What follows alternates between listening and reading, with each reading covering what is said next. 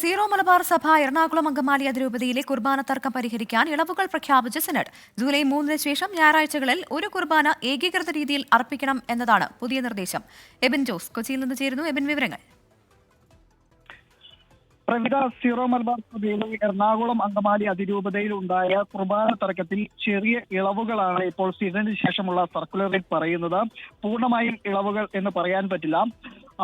അതായത് നേരത്തെ 2024 ജൂൺ 9-ന്, അതായത് ഈ മാസം 9-ാം തീയതി ഒരു സർക്കുലർ മേജർ ആർച്ച് ബിഷപ്പ് പുറത്തിറക്കിയിരുന്നു. അതായത് ജൂലൈ 3-ന് ശേഷം ഏകീകൃത രീതിയിലല്ലാത്ത കുർബാന അർപ്പിക്കുന്ന വൈദികരെയും സഭയിൽ നിന്ന് പുറത്താകുമെന്നായിരുന്നു നിർദ്ദേശം. എന്നാൽ ഇപ്പോൾ പുതിയ സർക്കുലറിൽ പറയുന്നത് ഞായറാഴ്ചകളിലും വിശേഷമുള്ള ദിവസങ്ങളിൽ, അതായത് കടമുള്ള ദിവസങ്ങൾ എന്ന് പറയും, ഈ ഒരു കുർബാനയെങ്കിലും സിനഡ് നിർദ്ദേശിച്ച ഏകീകൃത രീതിയിൽ അർപ്പിച്ചു തുടങ്ങുന്ന വൈദികർക്കെതിരെ ഈ നേരത്തെയുള്ള സർക്കുലർ പ്രകാരം നടപടിയെടുക്കില്ല. എന്നാൽ ആ സർക്കുലർ സാധുവായി തന്നെ നിലനിൽക്കുന്നുണ്ട്, പക്ഷേ നടപടി എടുക്കില്ല. ഒരു കുർബാന ഏകീകൃത രീതിയിൽ നടത്തണം.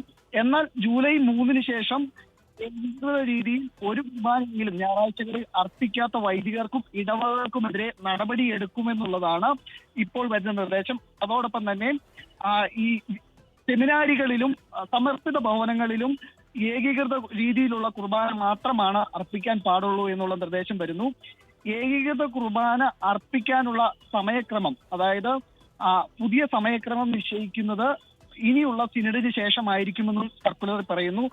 പൂർണ്ണമായും ഇളവുകൾ വേണമെന്നുള്ളതായിരുന്നു എറണാകുളം അങ്കമാലി അതിരൂപതയിലെ വൈദികരുടെയും അൽമായരുടെയും ആവശ്യം. അതായത് ജനാഭിമുഖ കുർബാന ഔദ്യോഗികമായി അംഗീകരിക്കണം, എല്ലാ കുർബാനകളും ജനാഭിമുഖമായി തന്നെ തുടരുമെന്നുള്ളതായിരുന്നു എറണാകുളം അങ്കമാലി അതിരൂപതയിലെ വൈദികരുടെയും അതുപോലെ തന്നെ അൽമായയുടെ ആവശ്യം. എന്നാൽ അത് പൂർണ്ണമായും അനുവദിച്ചിട്ടില്ല.